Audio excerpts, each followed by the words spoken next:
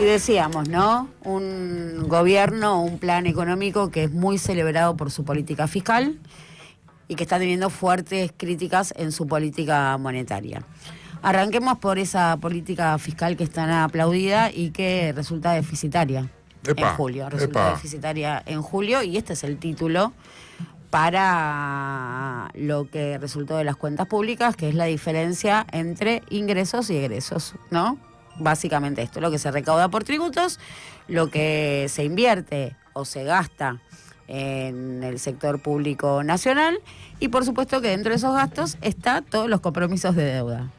Hay un mecanismo contable mediante el cual vos sacás el resultado primario, y en este caso da superavitario, porque claramente crecieron, hay que decirlo, en el mes de julio los ingresos impositivos por encima de un gasto público que está justamente frenado y paralizado, explicado, y lo vemos en la paralización total de la obra pública, en las transferencias a las provincias que tuvieron un desempeño mejor que comparado con el 2024, ¿no? Por supuesto con un piso, con el último subsuelo, vienen creciendo sobre todo en el marco de acuerdos, algunos acuerdos muy pequeños con los gobernadores, no estamos hablando de grandes desembolsos, y por supuesto las jubilaciones. Así todo hay que decir que jubilaciones fue uno de los componentes del gasto público que más creció y por eso preocupa tanto al gobierno, porque la fórmula de actualización tiene su impacto, por supuesto, en las cuentas públicas. Por eso el gobierno no va a convalidar o no está dispuesto a convalidar ese mísero aumento que se tramita todavía en la Cámara a partir del veto. Decíamos que los ingresos crecen por encima del gasto, explicado básicamente por qué, por derechos de exportación, lo que se traduce como retenciones. Y esto se explica porque el complejo agroexportador, entendiendo que tenía una ventana temporal de reducción de este impuesto, adelantó todo lo que podía adelantar de sus ventas del año, con lo cual tenés un desempeño extraordinario de la recaudación por derechos de exportación que te permite mantener todavía este superávit de primario. Pero un superávit primario no está computando todas las erogaciones que vos tenés por el componente de deuda, que en la economía argentina es determinante, digo, no es un factor accesorio. Digo, para entender la dinámica económica local, lo primero que tenés que entender es la dinámica de la deuda, que es lo que condiciona justamente el accionar de todos los gobiernos. Un poco lo charlábamos ayer con Pablo Di Pierri, no recuerdo si fue al aire o fuera del aire, justamente el condicionamiento deuda. A partir de eso, digo, por eso, digo, hasta unas elecciones, aún teniendo a todos los candidatos disponibles, es una democracia muy restringida por el componente de deuda. O sea, el componente de deuda es ordenador de todo lo que podamos discutir en materia de política económica o de política o de economía política. Perdóname, hoy me acordaba y lo busqué, cuándo había recibido Trump a Macri. Y había sido en abril del 19, en abril del 18, Milei todavía no fue, y sigue penando por eso. Y sigue buscando la selfie. Y peleándose con sí, a una le dieron 57.000 palos y otra 20.000 palos. Componente deuda, con lo cual en el resultado fiscal vos no podés obviarlo. Y cuando vamos a los compromisos que tuvo que asumir el Estado, la cuenta da déficit, y da un déficit de 168.000 millones de pesos. 168.000 millones de pesos. Así lo comunica Toto Caputo, que básicamente dice que es estacional. Él dice, bueno, sí volvió el déficit, pero esto es estacional porque tuve que pagar aguinaldos. Pero en esto de cómo forzamos o cómo presentamos los números, es muy interesante el primer posteo, o sea, la primera réplica cita el posteo de Toto Caputo, donde dice básicamente estos números son los que tira 68.000 millones de déficit fiscal, explica el componente estacional, y Federico Furiase, una de las tres anclas, o sea, la línea sucesoria de la pandilla Anker, Furiase, Botier y Núñez, Furiase repostea y cita el tuit de Toto Caputo en una primera instancia, porque lo hace dos veces, y la primera vez pone así los números. Vamos a verlo. Dice, en julio el Tesoro tuvo superávit primario de 1.7 billones, lo que explicábamos recién, y déficit financiero, y ya lo invierte, ¿no? Digo, porque Toto había puesto 168.000 millones. Claro que con un 0 adelante se tranquiliza. ¿No? Claro, ya el número lo tranquilizás. Y agrega, ¿no?, que para que se den una idea, el desastre que fue el kirchnerismo, en julio del 2023, o sea, 2 años atrás, el déficit financiero fue de 0,8.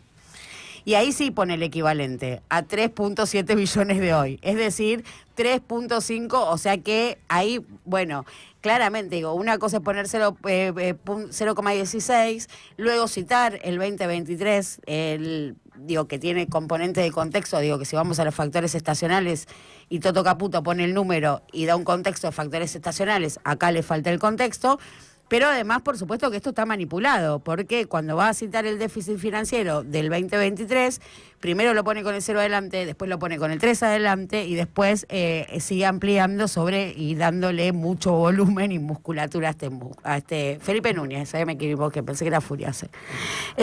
Ahí corrijo, Felipe Núñez. Y luego de esto hay una segunda cita al mismo posteo de Caputo. Ah, mira. Y ahora lo vamos a ver, a la misma cita. Sí, dice, el resultado fiscal acumulado, seguimos con el mismo tipo, lo vuelve a citar por segunda vez, dice, arroja un superávit primario de 1,1 y un superávit financiero de 0,3. Entonces cuando uno lo lee, o sea, ve que primero citó y ya puso 40 números y después dice, pero si me dijiste recién déficit y ahora me decís superávit. Claro, porque acá lo que está considerando son... Todo el año, claro. Todo el año. Digo, yo les pregunté, che, ¿de qué números, cómo son estos? Por favor, dígame cómo son estos números, porque claramente vos estás en la vorágine periodística. No solemos usar Twitter como fuente algunos en nuestra práctica o en nuestro ejercicio. Twitter no es una fuente, pero estos tipos te obligan porque todo lo comunican por ahí. Claro. Y vos tenés que cerrar la nota y ves que hay un posteo, un reposteo y un reposteo y todos dicen números distintos. Esto es lo que lee alguien que, por supuesto, no tiene una formación en política fiscal. Esto para marcar cómo los números también son muy susceptibles de manipulación. Modificables, claro. Muy susceptibles de manipulación y lo vemos y una vez más volviendo sobre esta idea de la distancia que hay entre lo que uno percibe y lo que sucede en lo común y cómo se distorsiona justamente también presentándolos así u ordenando así los factores. Y sobre la política monetaria, que realmente está siendo muy cuestionada, ponen el kilómetro cero en el desarme de las LEFI, pero debemos entenderlo como un proceso económico que va por encima, o sea, que lo desborda a la situación de las LEFI, porque que los bancos no hayan querido volcar el crédito. Digo, ellos tenían esta idea, ellos venían hablando de la remonetización, ¿Qué pasó que pasaron al 2%? Desarmaron las LEFI para que esa liquidez se vuelque al crédito y active un plan platita del sector privado, y esto lo decían a viva voz, a plena luz del día, y lo que sucede con las LEFI no es que desarmaron las LEFI y ese fue el problema, es que los bancos no quisieron volcar esa liquidez al crédito a las tasas de referencia endógenas que ponía el mercado, porque entienden que esas tasas de referencia endógenas los iban a hacer perder plata. Quieren las tasas intervenidas, no quieren las tasas endógenas. Con lo cual toda la discursiva, o sea, el manual se prendió fuego y el giro es notorio, evidente, porque pasaron de remonetizar a secar la plaza. Y sobre todo cómo se va componiendo la coreografía, ¿no? Porque a cada una de las medidas que va agregando suscita la queja y el reclamo del mercado, no lo morigera. Y esta falta, digamos, de parate, de morigeración, digamos, ¿qué consecuencias en definitiva va a traer? Tras la fallida secuencia con las LEFI, que los bancos no volcaron esa liquidez, dio marcha atrás en esto de conceder justamente esta ventana de liquidez para los préstamos a un día, pero en simultáneo, y esto es lo que vimos ayer, esto que vimos ayer es consecuencia de la modificación de la composición del efectivo mínimo, antes llamado encaje, que los bancos tienen que inmovilizar el 50% de cada uno de los depósitos. pudieron constituir el 50% de esos depósitos suscribiendo a las letras que ofreció ayer el Tesoro, con lo cual hay casi una obligación de comprarlas, porque es la parte rentada que vos podés tener de esos depósitos inmovilizados, pero sucede que los bancos no saben, esto es una composición diaria, antes era mensual, entonces la podían ir compensando, ahora al ser diaria los bancos no saben hasta las 4 de la tarde que cierran las operaciones, cuánto tienen en depósito, ni cuánto. No saben hasta las 4 de la tarde. ¿Por qué no saben? Porque hay movimientos permanentemente, Walman. No, está bien, explícamelo porque no. Porque vos tenés movimientos permanentemente, de extracciones, depósitos. Entiendo, entonces cierran a las 3 de la tarde, perdón, a las 3. A las 3, claro. Cierran las operaciones, entonces los bancos a las 4 de la tarde pueden saber cuánto tienen que componer de efectivo mínimo. A las 4 de la tarde cerraron los mercados, con lo cual vos no tenés lugar, corredor de pases. No tenés corredor de pases. Ayer a los bancos les sobró muchísima plata al final del día y eso derrumbó las tasas. Ayer la tasa, esta que ahora ya la caucha, ya le decimos la caucha, ya la conocemos todos. Antes es una palabra que vamos incorporando y de repente la decimos 14.000 veces por día, que es caución. Una palabra que no estaba en tu abanico de posibilidades y de repente. La caucha, la tasa de caución, que es esta que justamente es por la liquidez a un día y que se lo prestan entre bancos, porque una vez más todos los pesos que vos tenés inmovilizados es pérdida de valor.